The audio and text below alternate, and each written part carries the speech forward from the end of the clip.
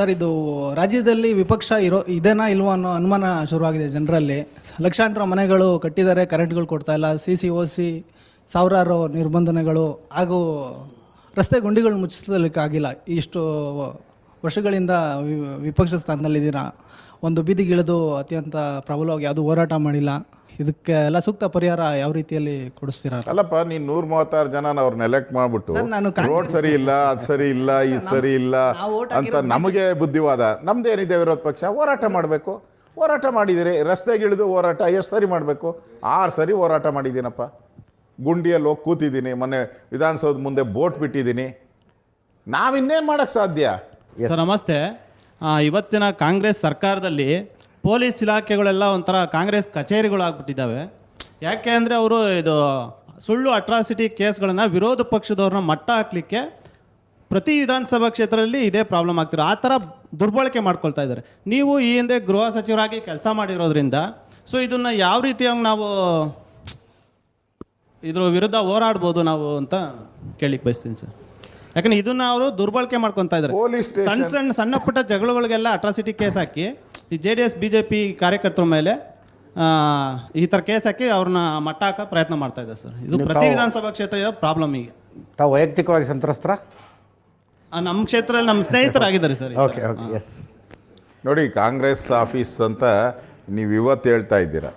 ನಾನು ಹೇಳಿ ಅವಾಗೆ 2 ವರ್ಷ ಆಯಿತು. ಎಲ್ಲ ಪೊಲೀಸ್ ಸ್ಟೇಷನು ಕಾಂಗ್ರೆಸ್ ಆಫೀಸ್ ಆದಮೇಲೆ ಪೊಲೀಸವ್ರು ಏನು ಮಾಡಿಬಿಟ್ಟಿದ್ದಾರೆ, ಪೊಲೀಸ್ ಸ್ಟೇಷನ್ ಬಿಟ್ಬಿಟ್ಟು ಅವ್ರು ರೋಡಿಗೆ ಬಂದ್ಬಿಟ್ಟು ಅವರು ಕಳ್ತನ ಮಾಡೋಕ್ಕೆ ಶುರು ಮಾಡಿದ್ದಾರೆ. ಈಗ ಕಾಂಗ್ರೆಸ್ ಆಫೀಸ್ ಪೊಲೀಸ್ ಸ್ಟೇಷನ್ ಆಗಿದ್ದರೆ ಅವರೆಲ್ಲ ಪೊಲೀಸವರೆಲ್ಲ ಪೊಲೀಸ್ ಸ್ಟೇಷನ್ ಒಳಗಡೆ ಇರಬೇಕಾಯಿತು.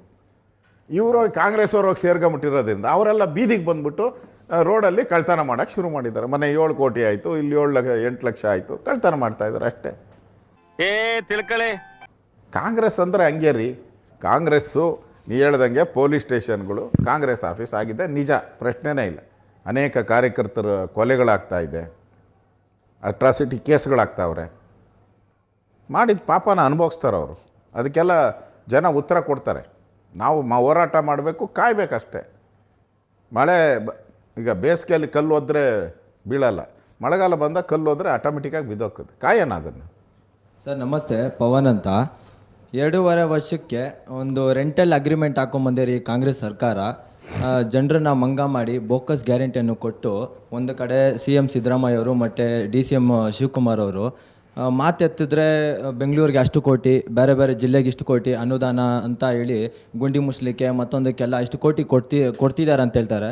ಅದು ಗುಂಡಿ ಮುಸ್ಲಿಕ್ಕೆ ಕೊಡ್ತಿದ್ದಾರಾ, ಎಲ್ಲ ಅವರ MLAಗಳಿಗೆ ಬಾಯಿ ಮುಚ್ಚಕ್ಕೆ ಕೊಡ್ತಿದ್ದಾರಾ ಅಂತ ಒಂದು ಕ್ವಶನ್ನು. ಎರಡನೇದು ಈ ಟನಲ್ಗೆ ಎಷ್ಟು ಬಾಯಿ ತೆಗೆದ್ರೆ 1000 ಕೋಟಿ, ಏನೋ ₹1 ಈಸಿಯಾಗಿ ಹೇಳ್ತಾರೆ, 1000 ಕೋಟಿ. ನಿಮ್ಮ ಪ್ರಶ್ನೆಯಲ್ಲಿ ಅನುದಾನದ ವಿಷಯ ಒಂದು ತಗೊಳ್ತೀನಿ ನಾನು. ಅನುದಾನ ಸಫಿಷಿಯೆಂಟ್ ಆಗಿದೆಯಾ ಅಶೋಕ್ ಅವರೇ? ನೋಡಿ, 2.5 ವರ್ಷ ಆಯ್ತು ಸರ್ಕಾರ ಬಂದು. 2.5 ವರ್ಷ ಶಾಸಕರುಗಳಿಗೆ ಅವರವರ ಕ್ಷೇತ್ರದಲ್ಲಿ ಕಾಮಗಾರಿಗಳನ್ನು ಮಾಡಿ ಅನುದಾನ ಬಿಡುಗಡೆ ಮಾಡಿಲ್ಲ. ಅವ್ರು ಹೇಳೋದೆಲ್ಲ ಸುಳ್ಳು. 2.5 ವರ್ಷ ಏನು ಪಿರಿಯಡ್ ಆಗಿದೆ ಕಾಂಗ್ರೆಸ್ಸು, ಪ್ರಾರಂಭದಿಂದ ಅನುದಾನಗಳನ್ನು ನಿರಂತರವಾಗಿ ಕೊಟ್ಕೊಂಬಂದಿದ್ರೆ ಇವತ್ತು ಹಳ್ಳಿಗಳು ಬೀಳ್ತಾನೆ ಇರಲಿಲ್ಲ. 2.5 ವರ್ಷ ಏನು ಕೊಡಲಿಲ್ಲ. ಈಗ ಕೊಡೋಕ್ಕೆ ಹೋಗ್ತಾ ಇದ್ದಾರೆ. ಆ ಕೊಡೋದೆಲ್ಲ ಹಳ್ಳ ಮುಚ್ಚೋಕ್ಕೆ ಆಗತ್ತತೆ. ಹಳ್ಳ ಮುಚ್ಚಿ ಒಂದು 3 ದಿನ ಆದ ತಕ್ಷಣ ತಿರ್ಗಿ ಓಪನ್ ಆಗ್ತದೆ. ಅದು ಇಡೀ ಬೆಂಗಳೂರಲ್ಲಿ ನೀವು ಬಿದ್ದಿರೋ ಹಳ್ಳ ಮುಚ್ಚೋಕ್ಕೆ ಸಾಧ್ಯನೇ ಇಲ್ಲ. ಯಾಕಂದರೆ ಹೊಸ್ದಾಗೆಲ್ಲ ಟಾರ್ ಹಾಕ್ಬೇಕು, ಅಷ್ಟು ಹಳ್ಳಗಳು ಬಿದ್ದುಬಿಟ್ಟವೆ. ಈಗ ಮೊದಲೇನು ಹೇಳ್ತಾ ಇದ್ದರು ಮಾಧ್ಯಮದಲ್ಲಿ ಎಲ್ಲರೂ ಕೂಡ, ರಸ್ತೆಯಲ್ಲಿ ಗುಂಡಿ ಬಿದ್ದ ರಸ್ತೆಗಳು ಅಂತ ಇದ್ದರು. ಈಗ ರಸ್ತೆನೇ ಗುಂಡಿ ಆಗ್ಬಿಟ್ಟಿದೆ. ಅದರಿಂದ ಎಲ್ಲಿ ಹಾಕ್ತೀರಾ ನೀವು ಹಳ್ಳ? ಎಷ್ಟು ಮುಚ್ಚಕ್ಕೆ ಹೋಗ್ತೀರಾ? ವಿಧಾನಸೌಧ ಎಂಥವ್ರು ಓಡಾಡ್ತಾರೆ, ಚೀಫ್ ಸೆಕ್ರೆಟರಿ ಓಡಾಡ್ತಾರೆ, ಅಲ್ಲಿ ಮುಖ್ಯಮಂತ್ರಿ ಓಡಾಡ್ತಾರೆ, ಎಲ್ಲರೂ ಓಡಾಡ್ತಾರೆ. ಅಲ್ಲೇ ಬೋಟ್ ಬಿಟ್ಬಿಟ್ಟು ಬಂದಿದ್ದೀನಿ ನಾನು. ಅಲ್ಲೇ 6 ಅಡಿ ಎಲ್ಲ ಹಳ್ಳ ಬಿದ್ದಿದೆ. ಅಲ್ಲೇ ಕಣ್ಣಿಗೆ ಕಾಣಿಸಲ್ಲ ಅಂತಂದರೆ ಇವ್ರು ಕೊಡೋ ಅಂಥ ಅಭಿವೃದ್ಧಿಗೆ ಏನು ಹಣ ಎಲ್ಲಿದೆ? ಹಣ ಕೊಡೋಕ್ಕೆ ಹೇಳಿ. ಹಣ ಕೊಡೋಕ್ಕೆ ನನಗೆ ಈ ವಿಷಯ ನಾವು ಮುಖ್ಯಮಂತ್ರಿಗಳ ಹತ್ರನೂ ಕೇಳಿದ್ವಿ, ಉಪಮುಖ್ಯಮಂತ್ರಿಗಳ ಹತ್ರನೂ ಕೇಳಿದ್ವಿ. ಅವ್ರದ್ದು ಇಬ್ಬರದು ಒಂದೇ ಉತ್ತರ ಏನು ಅಂದರೆ, BJP ಸರ್ಕಾರ ಇದ್ದಾಗ ಕಾಮಗಾರಿಗಳನ್ನು ಮಂಜೂರು ಮಾಡಿದ್ರು, ದುಡ್ಡು ಬಿಡುಗಡೆ ಮಾಡಿರಲಿಲ್ಲ, 2.5 ವರ್ಷ ಆದರೂ ದುಡ್ಡೇ ಕೊಟ್ಟಿದ್ದೀವಿ ನಾವು ಅಂತ.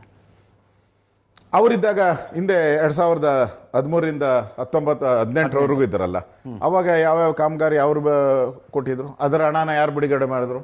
ನಾವೇ ಬಿಡುಗಡೆ ಮಾಡಿದ್ದು. ಇದು ರೋಟೀನ್ ಪ್ರೋಸೆಸ್ ರೀ.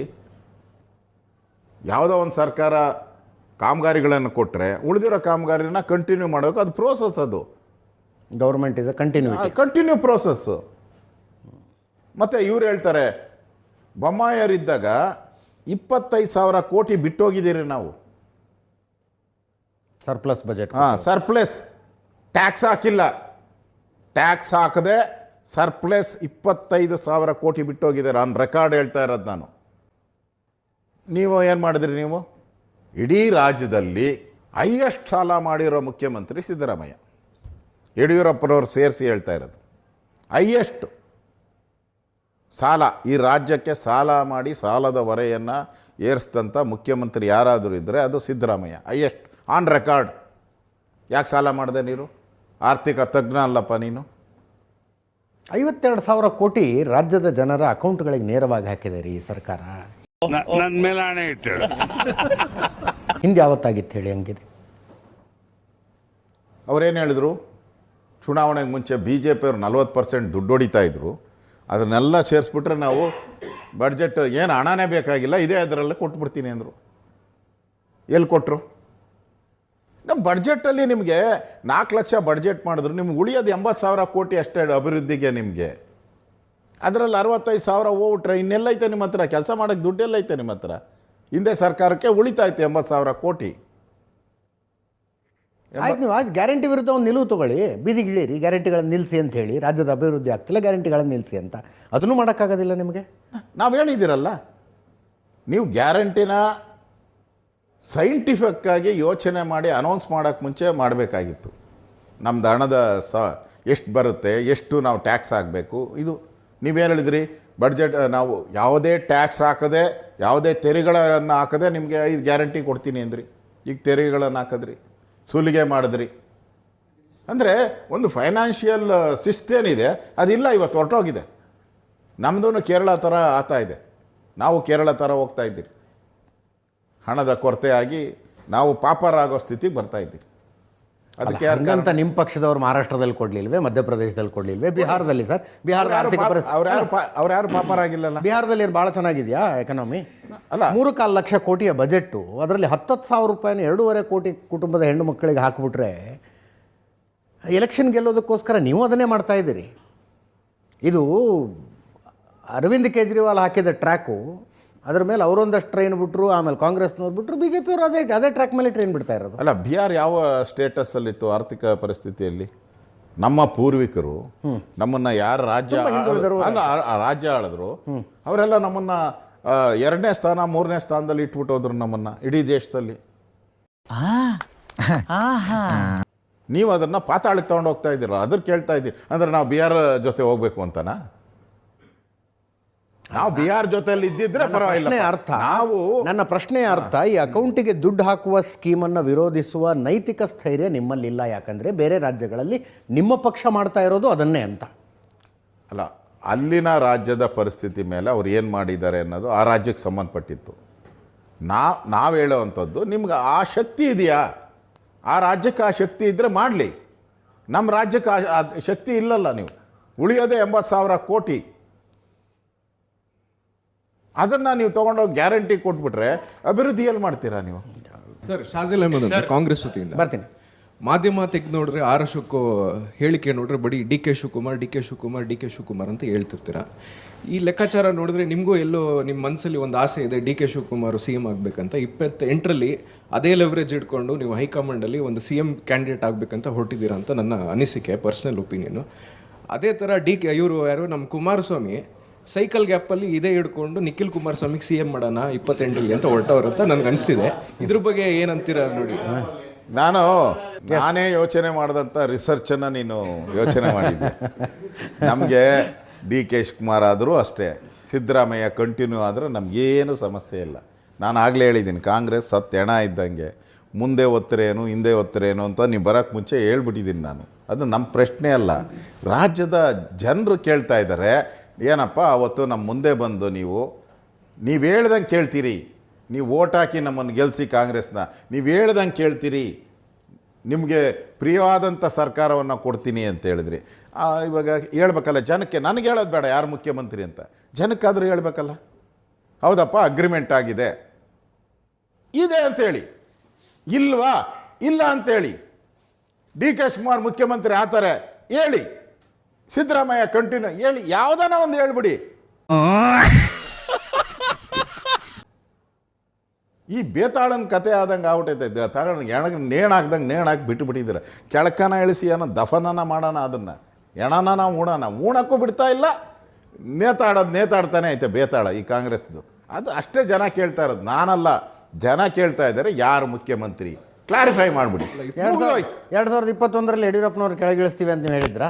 ಇಲ್ಲ, ಮತ್ತೆ ನಾವೇನು ಹೇಳಿಲ್ಲ. ಹಾಂ, ಯಡಿಯೂರಪ್ಪನವ್ರು ಕೆಳಗಿಳಿದ್ಬಿಟ್ರು, ಬೊಮ್ಮಾಯಿ ಅವರು ಮುಖ್ಯಮಂತ್ರಿ ಆಗ್ಬಿಟ್ರು. ಹೌದು, ಕರೆದು ಮಾತಾಡಿದ್ರು, ಹೇಳಿದ್ದು ನಾವು ಜನಕ್ಕೆ ಹೇಳ್ಬಿಟ್ರಲ್ಲ, ನಾವು ಈ ಥರ ಯಡಿಯೂರಪ್ಪನ ಚೇಂಜ್ ಮಾಡ್ತಾ ಇದ್ದೀನಿ ಅಂತ ಹೇಳಿದ್ರಲ್ಲ. ಹಂಗೆ ಹೇಳ್ಬಿಡಿ ನೀವು. ಈಗ ಕಾಂಗ್ರೆಸ್ ಪಾರ್ಟಿಯವ್ರು ಕರೆದ್ಬಿಟ್ಟು ಹೇಳ್ಬಿಟ್ರೆ ಮುಗ್ದೋಯ್ತು. ಅವಾಗ ನಾವು ಹೇಳಿದ್ರಲ್ಲ ಯಡಿಯೂರಪ್ಪನ ಚೇಂಜ್ ಮಾಡ್ತೀರಿ ಅಂತ ಹೇಳಿದ್ದೀರಿ, ಮಾಡಿದ್ದೀರಿ. ಅಲ್ಲ, ಯಡಿಯೂರಪ್ಪನವ್ರು 1 ಫೈನ್ ಡೇ ಅನೌನ್ಸ್ ಮಾಡಿದ್ರು, ನಾನು ಈಗ ಹೋಗಿ ರಾಜಭವನಕ್ಕೆ ಹೋಗಿ ರಾಜೀನಾಮೆ ಕೊಡ್ತೀನಿ ಅಂತ. ಹಂಗೆ ಮಾಡಲಿ, ಇಲ್ಲ ಮಾಡಲಿ ಸಿದ್ದರಾಮಯ್ಯನವರು, ಇಲ್ಲ ಡಿ ಕೆ ಶಿವಕುಮಾರ್, ಇಲ್ಲ ಅವರೇ ಅಂತ ಹೇಳಿ ಮುಗ್ದೋಯ್ತು. ಇದು ಅಭಿವೃದ್ಧಿ ವಿಚಾರವಾಗಿ ಮತ್ತು ರೈತರಿಗೆ ಉಪಯೋಗ ಆಗುವಂಥ ವಿಚಾರಗಳನ್ನು ಮೊದಲ ವಾರದಲ್ಲೇ ಪ್ರಸ್ತಾವ ನಾವು ಮಾಡ್ತಾ ಇದ್ದೀವಿ. ಆದ್ದರಿಂದ ಪ್ರೋ ಡೆವಲಪ್ಮೆಂಟ್ ಆಗಿ ವಿರೋಧ ಪಕ್ಷ ಈ ಸರಿ ಅಧಿವೇಶನವನ್ನು ನಡೆಸೋವಂಥದ್ದಕ್ಕೆ ನಾವು ತಯಾರಿದ್ದೀರಿ. 21 ಕೋಟಿ ಏನೋ ಖರ್ಚಾಗ್ತಿದೆ ಅಂತ ಎಲ್ಲ ಲೆಕ್ಕ ನೋಡಿದೆ ನಾನು.